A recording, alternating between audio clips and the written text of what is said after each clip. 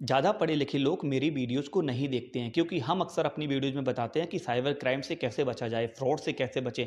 और उनको लगता है कि वो तो पढ़े लिखे हैं, तो उनको सब चीज़ें पहले से ही पता हैं, क्या करना है, कैसे बचना है। लेकिन अभी हम आपको जो बताने वाले हैं, उसमें आपकी आँख और कान दोनों फटे के फटे रह जाएँगे। तेलंगाना सरकार के सिक्योरिटी ब्यूरो के हिसाब से जिनके साथ फ्रॉड हुआ है वो 98% लोग वो हैं जो पढ़े लिखे हैं, और इनमें भी 74% लोग वो हैं जो ग्रेजुएट हैं या फिर इंजीनियरिंग लेवल की डिग्री उनके पास में है। आगे बढ़ने से पहले हम आपको बताना चाहते हैं कि 2025 में डिजिटल अरेस्ट के जो केस हैं वो 2024 की अपेक्षा 3 गुना ज़्यादा बढ़ गए हैं। पिछले 2 महीने में 17,000 से ज़्यादा केसेस फाइल हुए हैं, जिनमें 210 करोड़ का फ्रॉड हुआ है इंडिया में डिजिटल अरेस्ट के नाम से। हम बताते हैं कि कैसे पढ़े लिखे लोग इसका शिकार हो रहे हैं। पहला केस है दिल्ली का, जहाँ पे 23 करोड़ रुपए की ठगी हुई है।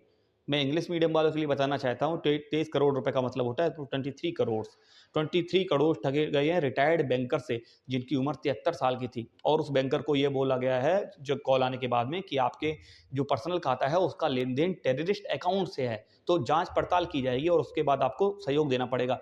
30 दिन के लिए डिजिटल अरेस्ट में रखा है उसको। 30 दिन के बाद 23 करोड़ रुपए 30 दिन के अंदर निकाल लिए हैं। रोज 8 से 9 घंटे उसको डिजिटल अरेस्ट में रखते थे। दूसरे नंबर पर है नोएडा के सीनियर एडवोकेट, जिनसे 3 करोड़ रुपए ठगे गए हैं 9 दिनों के अंदर। और तीसरा जो है वो अहमदाबाद की घटना है। 38 लाख रुपए का फ्रॉड हुआ है इनके साथ, और इनको बताया गया था कि आपका जो नंबर है वो गलत तरीके से गलत एक्टिविटी में शामिल है, इसलिए ट्राई की तरफ से इन्वेस्टिगेशन है, और उस इन्वेस्टिगेशन में 38 लाख रुपए का चूना इनको लग गया। हम जिस डिजिटल अरेस्ट की बात कर रहे हैं उससे बचना कैसे है? उससे बचने का एक ही तरीका है, और वो ये कि डिजिटल अरेस्ट नाम की चीज़ भारत के संविधान में नहीं है। अगर आपके पास इस तरीके की कोई कॉल आती है तो आप 1930 पर कॉल कर सकते हैं, या फिर अपनी कंप्लेंट साइबर क्राइम पे जाके दर्ज कर सकते हैं। और